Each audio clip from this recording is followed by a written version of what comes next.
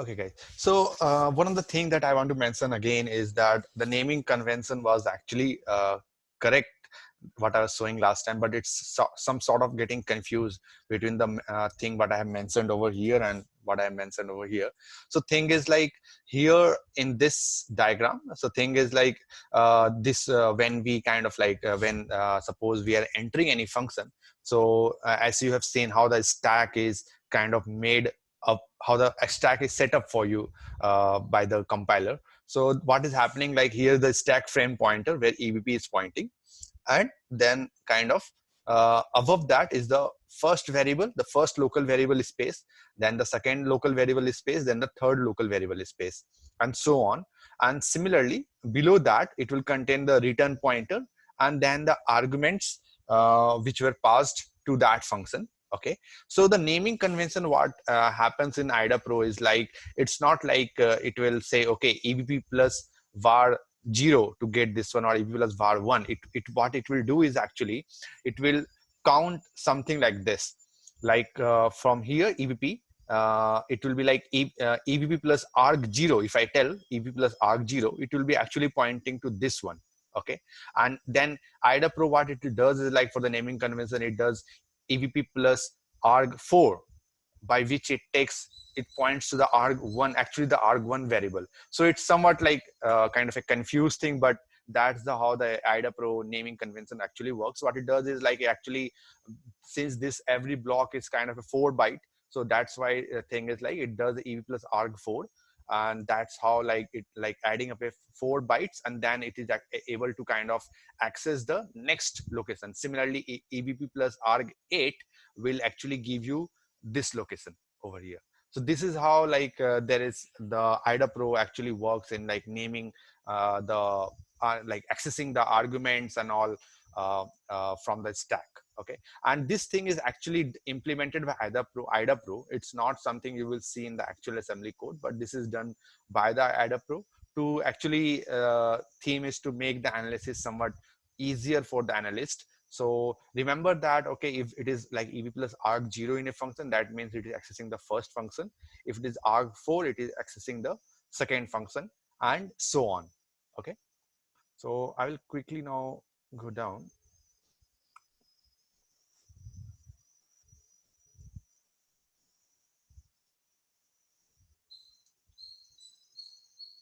So this was the assembly language that set up that stack pointer. So it's like we are entering in this function, and kind of what is happening is then we are kind of uh, uh, like saving the we are saving the original value of EBP over here in the stack, and then we are transferring the value of ESP to the EBP. Okay, because ESP might get changed later on. That's why we are saving the original stack value in the EBP register, moving that thing to the EBP, and then we are kind of like allocating some space to the for the local variables. Okay, and then we are passing actually 3 parameters to the function. So these are the 3 parameters, like EB plus 8. If I go over here, plus EBP plus 8. So this is actually the first argument. So what we are doing is we are moving the first arg. So we are inside the function. We are moving the first argument to the EAX. Then what we are doing is then we are adding in the EAX the second argument, and so on. We are adding the third argument. And then what we are doing is once we have added all the 3 arguments and saved it in the EAX itself, and then we are moving the value of EAX to the EBP minus 4. That is the first local variable. If you see the EBP minus 4 is the first local variable that was set up over there. Okay. And Pragya, yes. Yeah. can you explain the add instruction? Add EX Okay. and Okay. the Okay. value next to it. What does EBP plus 0CH mean? Where will we reach Yes. after this? Okay. Okay. Just a minute.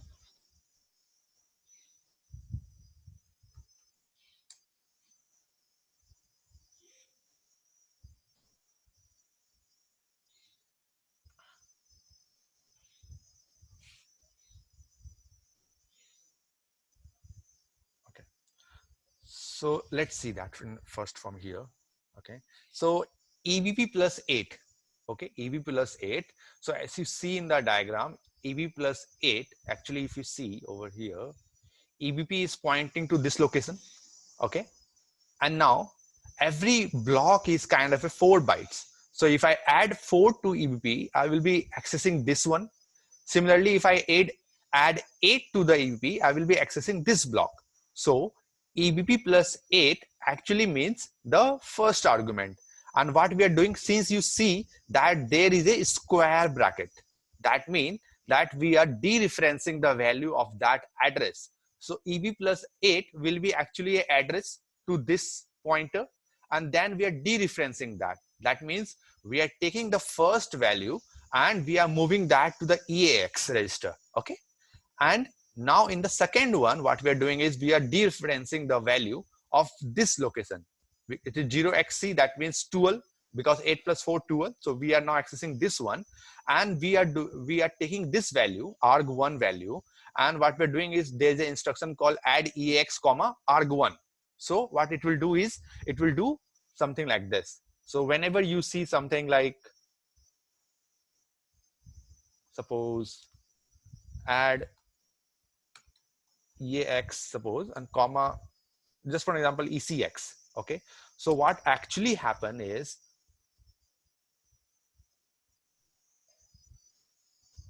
what actually happens is, in kind of a programming language, it actually happens something like this: EAX equal to EAX plus ECX. That means both the values are added, and the result is again backward saved to the EAX itself. Okay, so that's how it works. So what we are doing is, then we are adding the second variable, second argument to the EAX. Similarly, we are also adding the third argument to the EAX, and then the final value we are saving that into the local variable, that is one of the first local variable, EB minus 4. Okay, and now what we are doing is again kind of like compiler, what it is doing is like again kind of like again transferring, we are saving that EAX to EP minus 4, and it is again kind of like saving that local variable to the EAX. That is because when the function, as you have seen, that when the function is exiting, what happens, like normally the return value actually gives you the answer. So what is happening is, like, the return value is actually saved in the EAX register. So the local variable is again pushed to this EAX register. So here the compiler can be much more smart, and maybe like it might have optimized this thing. Maybe it has not written both of this line and just left it like that, because so that's how maybe a compiler might have optimized the code maybe much more further, rather than wasting this two assembly code where it is doing the same thing, right? So it would have like the EX will already hold the final value, and then what it's doing, it is restoring the so then it is exiting from that. Now we are in the exiting stage. So what we are doing is, again, we are restoring the ESP, we are restoring the EBP, and then we are returning to the original parent code from where this function was called. And the other thing is that this two line, move ESP and EBP, you can also write it as the leave instruction. If you write leave, so leave will actually do both of this thing internally, both the instruction, move ESP comma EBP and pop EBP. Okay, so now we'll wait for any questions. Is that clear, your questions? Yeah, plugin, got it. So basically, in the add instruction, we are writing EBP plus 0CH because Yeah. 0C, because H denotes hex. Because Yes. 0C is in hex, that is why we've written that H after. Yes. Yeah. Yeah. Correct. Yeah, Yeah, got and it. that is 12, and we are doing a 12 bytes, and then we're getting the argument 1. Okay, Yeah. now actually I want both of you, can you translate this thing to a C code or any Python code, any of your choice? Can you do that? Maybe I'll give you 2 minutes and just write it in a C code and let me know how you will do that. I'll just stop for 2 minutes and kind of I'll resume the recording in that time.